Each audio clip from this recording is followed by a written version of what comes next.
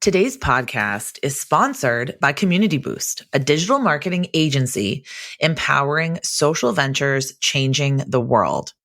Community Boost invites you to join the Nonprofit Marketing Summit, Fundraise to the Future, for free on August 16th through 18th. It's the biggest virtual conference for nonprofit marketers. You'll be joined by 20,000 like-minded professionals as we step into the future of digital strategy. And you'll be learning from leaders like Mallory Erickson, Amy Sample Ward, Adrian Sargent, Meta, TikTok, myself, and many more. Get your free ticket to the future at www.nonprofitmarketingsummit.org. See you there. Hello, and welcome to Nonprofit Nation. I'm your host, Julia Campbell, and I'm going to sit down with nonprofit industry experts, fundraisers, marketers, and everyone in between to get real and discuss what it takes to build that movement that you've been dreaming of. I created the Nonprofit Nation podcast to share practical wisdom and strategies to help you confidently find your voice, definitively grow your audience, and effectively build your movement. If you're a nonprofit newbie or an experienced professional who's looking to get more visibility, reach more people, and create even more impact, then you're in the right place. Let's get started.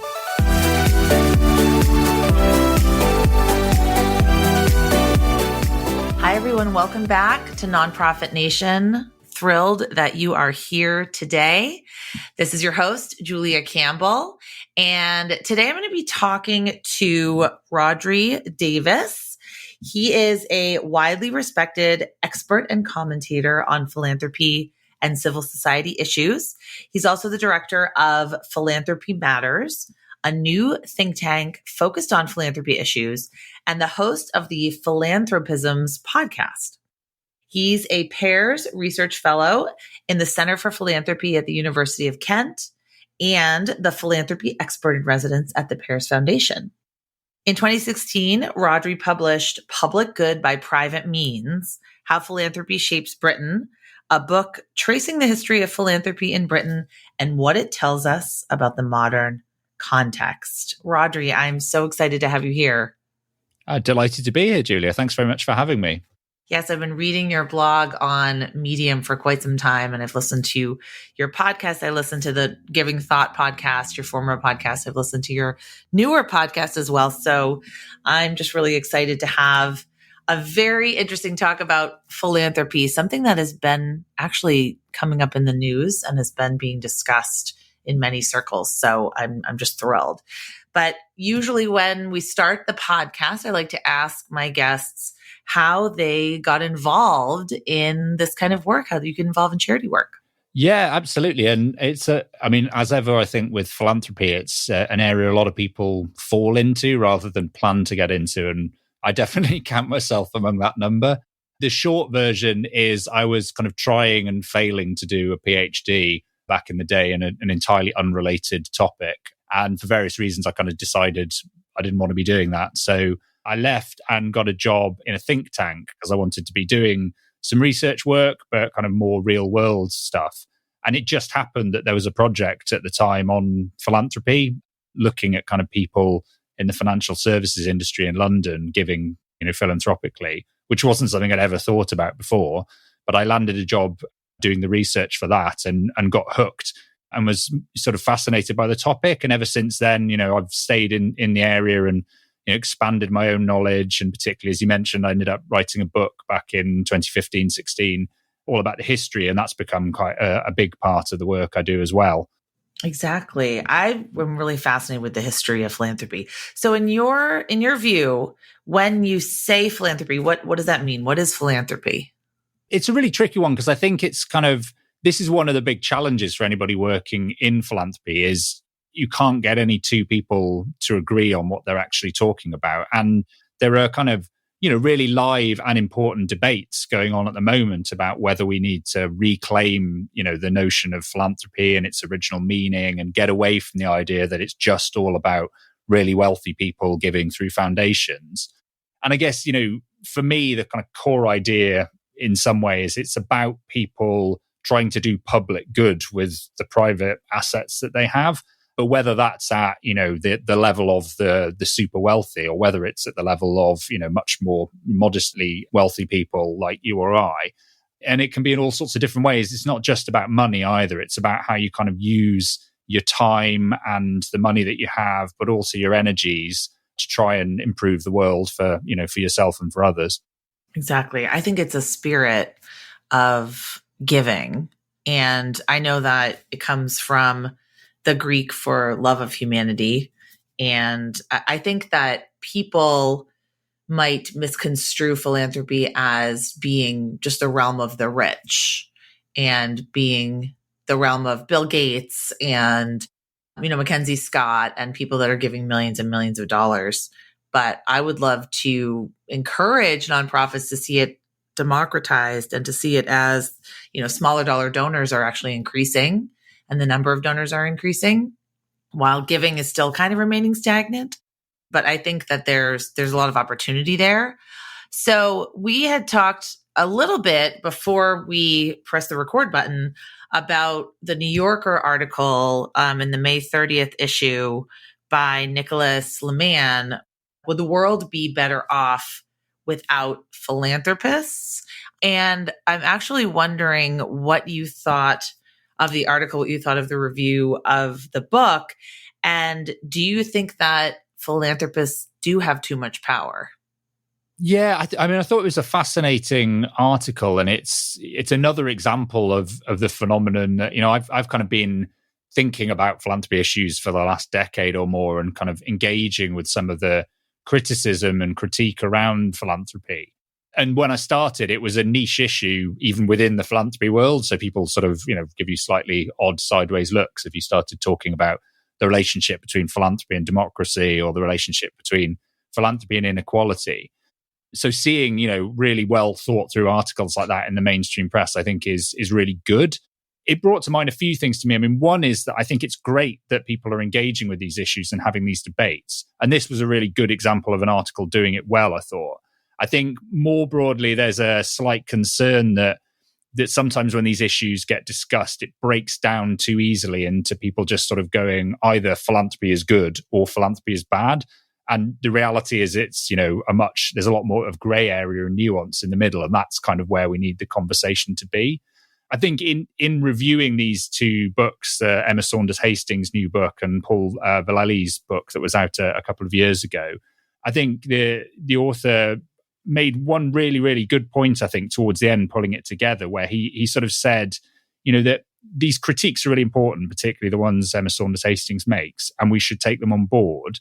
But often they're presented as criticisms of philanthropy, and then philanthropy is contrasted with a sort of idealized version of what the alternatives are. That to me felt really true. It's kind of a lot of these critiques that are made of philanthropy are important, and we need to pay attention to them if we actually care about making philanthropy better. But we need to be careful not to just write philanthropy off on the basis of an idealized version of democracy or what else might be there, because, democracy has its own problems and its own flaws as well in reality. And so I'm always minded to kind of be quite pragmatic and say the world is as it is and we want it to be better, but just sort of standing on the sidelines and complaining doesn't seem to me as worthwhile as saying, right, well, how do we actually roll up our sleeves and get involved and make philanthropy the best possible version of itself? And that's kind of what I'm interested in, I think. I love that. And in the article, it talks about how Saunders Hastings insists that democracy is superior to philanthropy as a way of addressing society's needs. And I think that's an important perspective, but you're right. It's sort of an ideal theory.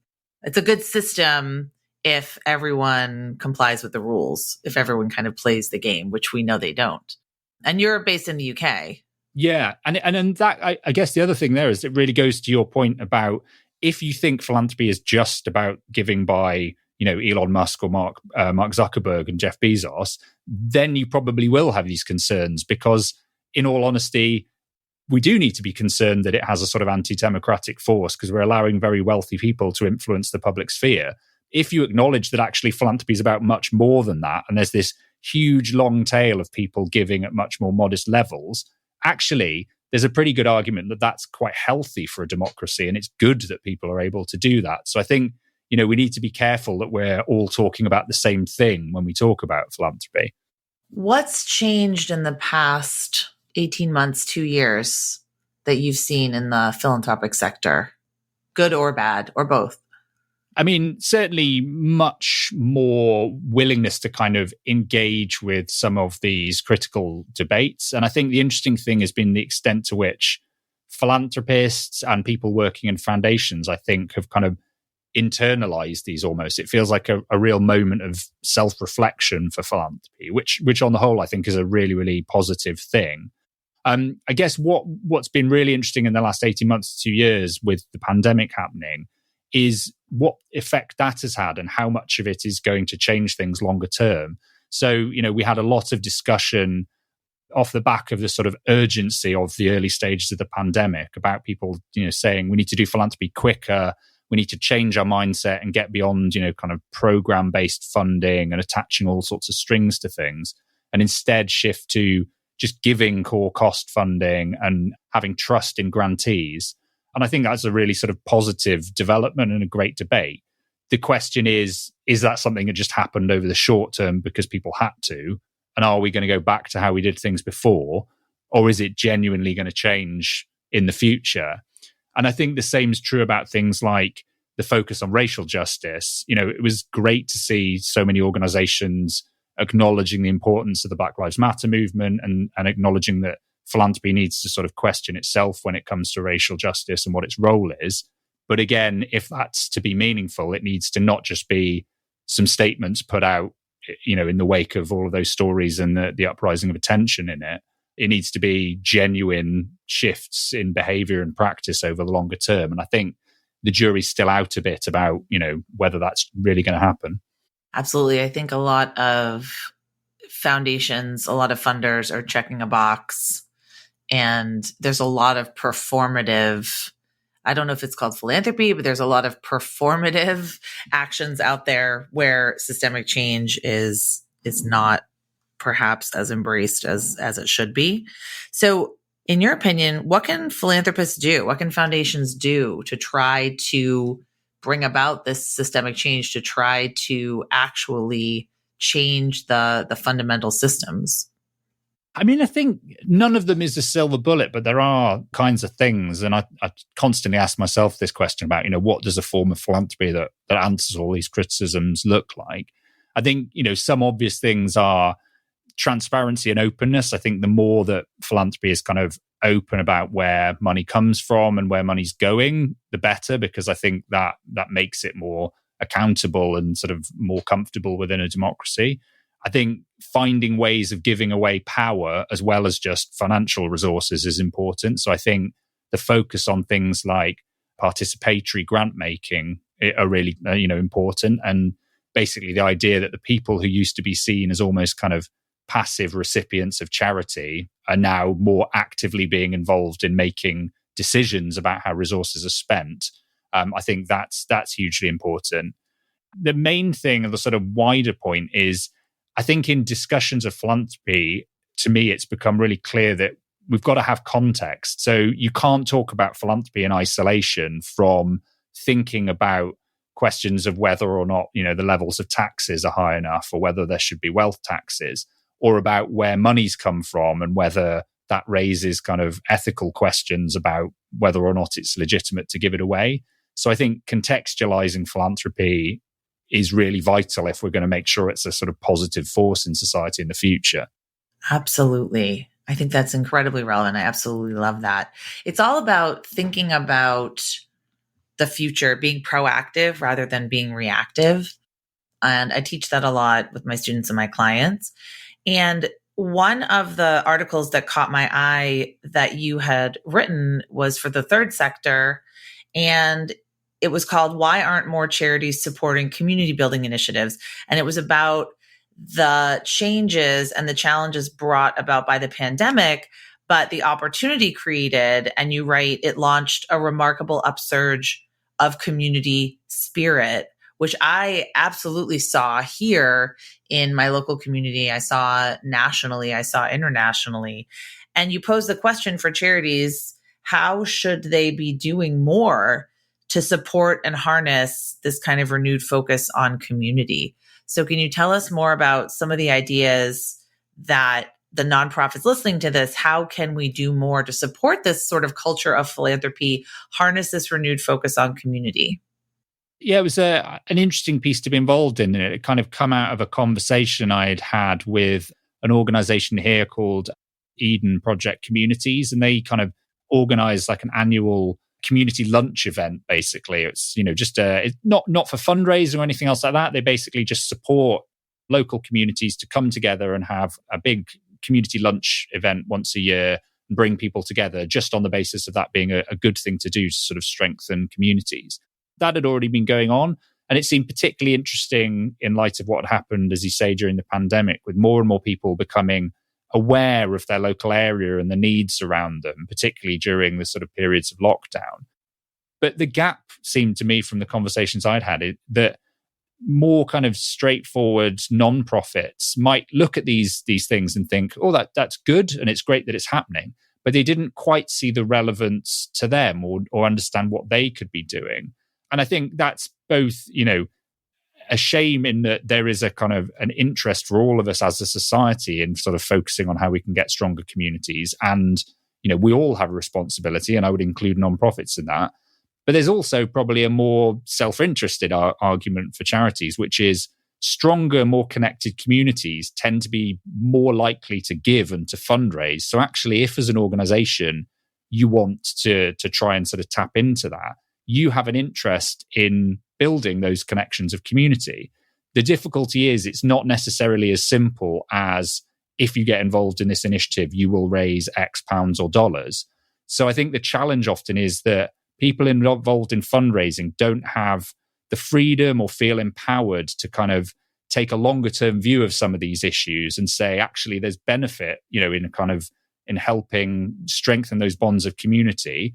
And we might not benefit immediately ourselves, but it'll probably do everybody good longer term. And, a rising tide lifts all ships in some sense. And that can be a difficult argument to make, I guess, when you've got, you're being expected to meet certain KPIs around fundraising and that kind of thing. So we were just trying to explore in that conversation ways to link fundraising more with some of these broader ideas of community building. I agree with that. I see that all the time in my work, that first of all, the status quo, the pull of the status quo is incredibly strong. But secondly, it's very difficult, especially for smaller charities, to take that longer term view and to invest their time and resources in things that don't have sort of an immediate ROI, return on investment. So whether it's marketing or whether it's building a brand or building a fundraising program or hiring and training a new employee or an intern, if things don't have that immediate return, it can be hard to justify the cost and the time. Did you have any examples of some collaboration or community building that you saw or that you're seeing now? We had a sort of discussion event around it, which was really interesting. And there were some examples that came out of that. Can't think of the organizations off the top of my head, but things like community foundations that were getting involved in community building initiatives. And I think, that's a really interesting example because it's one of those areas where it feels as though funders have a huge role to play. Precisely to your point there, that it's often difficult for the organizations on the ground, particularly smaller organizations, to have the time and space to think longer term. And actually, that's where funders can come in and support them to do that and provide those spaces, because they can sort of slightly take that longer term view or that sort of bird's eye view and say, look, this is good for all of us. And we are going to support and fund the space for everybody to feel empowered to take the time to focus on some of these things that don't necessarily have a kind of immediate ROI. And I think that's true more broadly when it comes to thinking about the future in all sorts of different ways for nonprofits. Absolutely. I completely agree with that. Another point that you brought up that I absolutely loved, I loved your post in response to Lee Anderson's claim, the UK Member of Parliament, claiming that the rise in people using food banks is partly down to people, quote, not being able to cook or budget properly. And you write a lot about the history of philanthropy, how it affects modern giving behavior and current views on charity. And I do think we need to address this view of, the distinction you say between the deserving and undeserving poor and how it's linked to views on charity and philanthropy. And that has come up a lot recently here. I'm on the school board and we voted to pass a resolution to give the children in all the schools free lunch. Unfortunately, it didn't pass in Massachusetts. And to me, just thinking about the richest nation in the world not being able to provide free lunch to all students and free breakfast is just pretty horrifying. But it is that distinction between the deserving and undeserving poor. So how can we address these views, these people that continue to believe that poverty is an individual moral failing rather than this kind of reflection of structural flaws in society? Yeah, no, absolutely. And I think it's a fascinating area because it's difficult to underestimate the extent to which these ideas of poverty, and particularly around the deserving poor, are kind of tied into the way in which we think about charity and philanthropy and the way that the whole thing is structured as well. And I think that's an important point. I guess the sort of first thing is you can't necessarily change everybody's mind. There will always be people who take a sort of individual moralistic view of poverty. For those in the sort of civil society or the non-profit world who want to challenge that, I mean, partly it's about pushing back when those views are expressed. Partly it's about demonstrating different ways of addressing poverty successfully that are not based on it being thought of as an individual failing. So kind of demonstrating through action. And then I think a key part of that, and that was sort of what I was trying to get at in the piece, is that actually we need to be careful in the world of charity and philanthropy not to see these examples of other people saying things about poverty and getting very annoyed and then speaking out about it, but failing to acknowledge that actually there's the danger that we reinforce some of those same problems simply because the structures that we have and the ways in which charities and philanthropy work reflect these views that are kind of baked into the model about there being haves and have-nots, and it being the role of the philanthropist or the donor to kind of make sensible, systematic, strategic decisions about, who should get their money and who shouldn't. Because this is kind of, historically, this was the tension between charity and philanthropy. Charity was unquestioning and it was based on kind of love, and you would give to anyone with, without sort of asking them to prove their need. And actually, philanthropy was often positioned as being the kind of rational cousin of charity. And it was better because you were picking between those people who were deserving and undeserving. And that, unfortunately, I think is still reflected in quite a lot of the sort of more top-down and technocratic approaches to philanthropy that we have even today. And if we want to get away from that and to address poverty at a much more systemic level, maybe we need to be looking at sort of different models and ways of doing things. Absolutely. What do you think of the recent rise in giving to crowdfunding campaigns or giving to individuals? So in the US, GoFundMe is actually known as the biggest provider of healthcare because people actually crowdfund for healthcare costs because, of course, in the United States, they're exorbitant and completely insane. So what do you think of this rise of donors and people actually giving to individuals and sort of eschewing the middleman of the nonprofit? And I'm not sure if that's a trend in the UK. It actually is. I saw a fascinating thing in the Financial Times a couple of weeks ago showing, a huge rise in this, which is, was doubly surprising because obviously we often feel as though because we've got the National Health Service that, we're not really paying for healthcare. But I think partly because of the strains that have been put on the NHS during COVID, people are turning to privatized healthcare and to crowdfunding as a way of raising money here as well.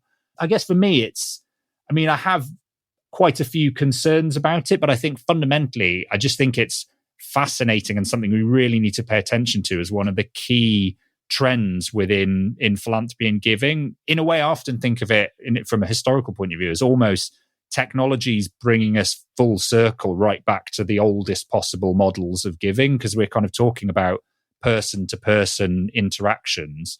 And we're not limited to doing it at the level of the parish or, the village anymore. We can do it globally or nationally or whatever.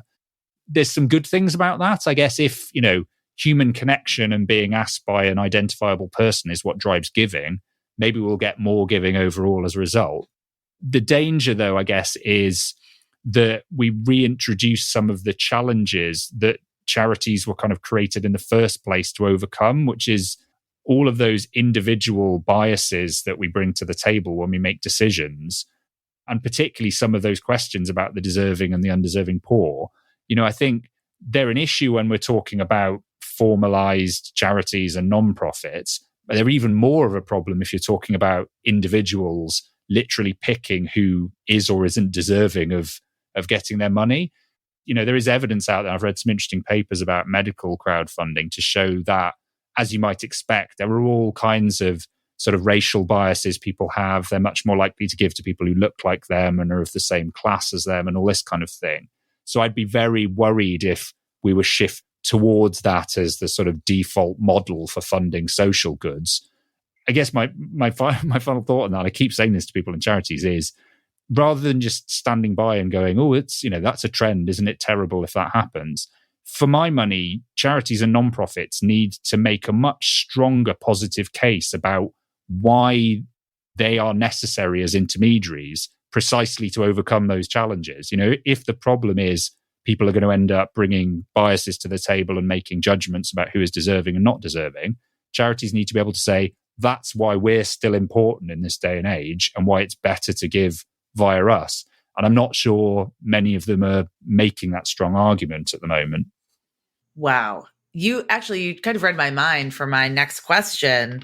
So in the United States, we have something called the Edelman Trust Barometer, and they interview U.S. adults. And in 2021, they found that 50% of U.S. adults do not, quote, trust nonprofits to do the right thing.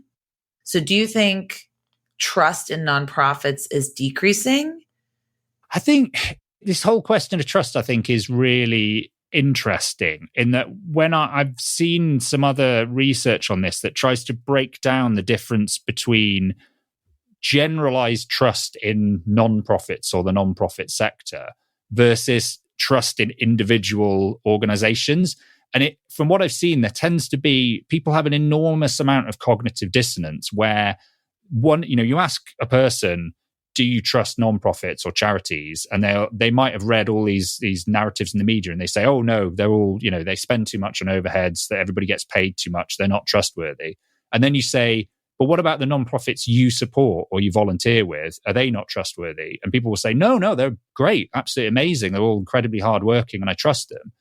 And so it's because people don't really think in those generalized terms about non-profits and charity and philanthropy. And we talk about it because we work in the sector.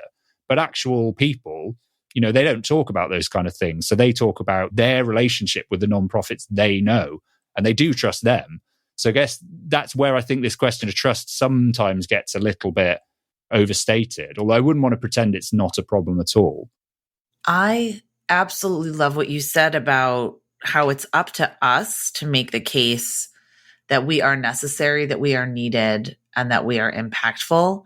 And that goes back to my theme of the year, which is to get nonprofits to be more proactive and less reactive, to stop sitting back, like you said, and reading these articles and saying, oh, woe is me, there's not enough money out there, like coming from that scarcity mindset, and thinking, no, we need to be proactive in showing our worth because what we're doing is worthy of money. It's worthy of attention and resources. So let me see. I want to switch gears a little bit. I want to talk about your book, Public Good by Private Means, which tells the story of philanthropy through the ages. How did it come about? Yeah, so I wrote that one a few years ago when I worked at Charities Aid Foundation, CAF, here in the UK. And it sort of, I mean, again, it was a happy accident in a way, in that somebody at some point said, oh, it would be nice to have, a short paper or report about, the history of philanthropy in the UK. And I said, oh, I'll do that. And I started doing it, and it slightly ballooned, and then it kind of became a book almost without me noticing it. And thankfully, CAF sort of said, great, run with it, and supported me to do that. And so the book came out, and it essentially kind of tries to look at the history of philanthropy in the UK, but obviously it touches on other places as well, and do it thematically. Because I think, that's the thing that to me is most interesting about the history of philanthropy, is you can look at it chronologically, and that's great. But actually, when you sort of think, what are the themes that keep coming up and coming around again and again? That's where you get a sense of the relevance to today. Because there are all of these questions and issues and concerns that just, we often feel in the world of philanthropy like we're discovering these things for the first time, or like we have to come up with the answers. And actually, you tend to find that it's very far from being, most of these things are very far from being new. And there are often lots of people who've thought about them before or struggled with the same issues. And I feel like there's so much more we can learn by digging into that history more. So it's kind of, I've made it a big part of my work ever since I wrote the book. That's fantastic. And where can we get this book? We can get it on Amazon. I'll put the link to it. Yeah, you can get that on Amazon. And actually, I should give a plug. There is, I've just handed into my editor, although I need to wait for, revisions and things, a new book that will be coming out next year with Bristol University Press as well, called What is Philanthropy For?, which is a kind of short guide to the history, but also what are the kind of key issues in philanthropy at the moment. So keep an eye out for that one. Wow. Can you give us a couple of the key issues? What's the future? What's in store? So the framing of the book is, it's similar to this conversation in a way, is that it starts with the question of, what is philanthropy? And the way I've tried to answer it is to say, it's very hard to say what philanthropy is, but we can look at some of the things it isn't and try and compare it with those. So kind of, why is philanthropy not the same as charity? Why is it not the same as justice? Why is it not the same as, the private sector? And try and kind of pick out the issues from that. And a lot of them go to the stuff we've been talking about. It's about understanding the power dynamics within it, understanding where money comes from, understanding how you can make philanthropy a positive force in a democracy rather than a kind of anti-democratic one. So it's all of those things. Fantastic. All right. Well, where can people find you, learn more about you, and read some of these fantastic articles? We'll have a website forthcoming pretty soon for Philanthropy Matters, a new think tank. So it's not live yet, but please do keep an eye out for that. In the meantime, best places to find me, I'm on Twitter at Rhodri_H_Davies. And if you like the history stuff, I also run a Twitter feed called Philliteracy, like illiteracy, but with a PH on it. That's all about kind of books and history about philanthropy. I also blog on Medium at Philliteracy as well. So that's a good place to find some of the kind of longer form stuff that I'm working on. Fantastic. Well, thanks, Rhodri, for joining me today. And I can't wait to get the new book. Great. Well, thanks ever so much for having me. It's been really fun to have a chat.